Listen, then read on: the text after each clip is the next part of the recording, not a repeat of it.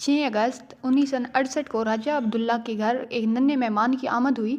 वालिद ने इस बच्चे का नाम अजीज़ अहमद रखा। उन दिनों राजा अब्दुल्ला बसिलसिला मुलाजमत हांगकांग में मुकीम थे।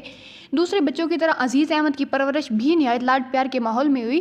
घंघरियाले बालों वाला ये बच्चा बहुत जल्द वालिदैन और बहन भाइयों की आंखों का तारा बन गया। अजीज़ अहमद ने इब्तदाई तालीम हांगकांग से हासिल की। दूसरी जंग अजीम के बाद हांगकांग के खराब हालात की वजह से आपका ख़ानदान अपने आबाई गांव लादियाँ यानी गुजरात आ गया। राजा अजीज़ भट्टी ने 1948 में पाकिस्तान मिलिट्री एकेडमी से कमीशन हासिल किया। उन्होंने दौरान तरबियत आला कारकर्दगी का मुजाहरा किया और कोर्स के अख्ताम पर बेहतरीन कैडेट का एजाज़ हासिल किया। वज़ीर आज़म लियाकत अली खान ने उन्हें एजाज़ी शमशेर और गोल्ड मेडल से भी नवाजा। फौजी रवायात के मुताबिक उन्होंने मुख्तलिफ छावनियों में अपने फ़राइज़ सरअंजाम दिए और तरक्की भी पाते रहे। 1956 में आप पाक फ़ौज में मेजर के ओहदे पर फाइज हो गया। 6 सितंबर 1965 को भारत ने अचानक रात की तारीकी में शब खून मारा और लाहौर के चंद सरहदी इलाकों पर कब्जा जमा लिया। उनका मंसूबा BRB नहर पार करके लाहौर पर कब्जा करना था। मेजर राजा अजीज़ भट्टी उन दिनों लाहौर के मज़ाफ़ाती इलाके बरकी में अपने फौजी दस्तों के साथ फ़राइज़ सरअंजाम दे रहे थे। अगरचा उनकी 2 प्लेटूनें भी BRB की नहर के करीब तैनात थी, लेकिन उन्होंने अपनी कंपनी की क़यादत खुद करने का फैसला किया और अगली प्लेटून की कमान संभाल ली। दुश्मन मुसलसल हमले कर रहा था, लेकिन राजा अजीज़ भट्टी दुश्मन की पेशकदमी पर गहरी नज़र रखे हुए थे।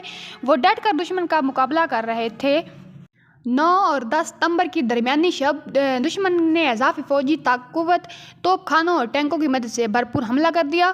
दुश्मन लगातार अपनी फौजी ताकत में इजाफा कर रहा था। इन हालात के पेश नज़र दिफाई हुकूमत अमली के मुताबिक उन्हें इलाका छोड़कर पीछे आने की हिदायत दी गई, मगर वो दुश्मन का मुकाबला बड़ी जरायत और शुजाअत से करते रहे। दुश्मन से लड़ाई चौथे दिन में दाखिल हो चुकी थी।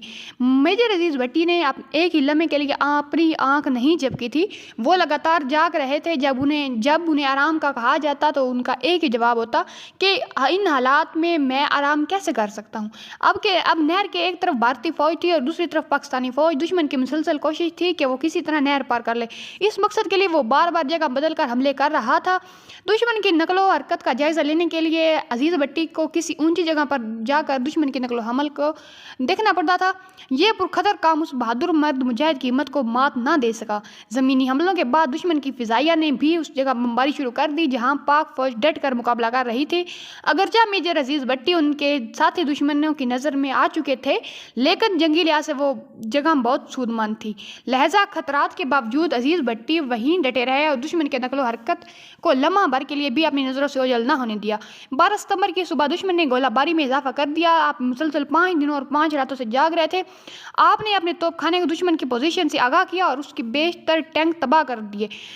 दुश्मन पसपा इख्तियार कर रहा था। आप मुसलसल दुश्मन का जायजा ले रहे थे। उस दौर उनमें दुश्मन फौज की तोप का एक गोला आपके सीने पर आ लगा, जिसकी वजह से आप शदीद जख्मी हो गए। जख्मों की ताब ना लाते हुए अपनी जान वतन पर कुर्बान कर दी। कौम की इस बहादुर सपूत ने 12 सितंबर 1965 को जामे शहादत नोश किया। उनका जिस देखा कि उनके आबाई गांव लादिया यानी गुजरात ले जाया गया, जहां उन्हें मुकम्मल फौजी एहसास के साथ दफन किया गया। बहादुरी और जुरायत का आला तरीन मुजाहरा करने पर उन्हें 12 सितंबर 1965 को फ़ौज पाकिस्तान के हिसाब से बड़े एजाज़ निशान हैदर से नवाजा गया।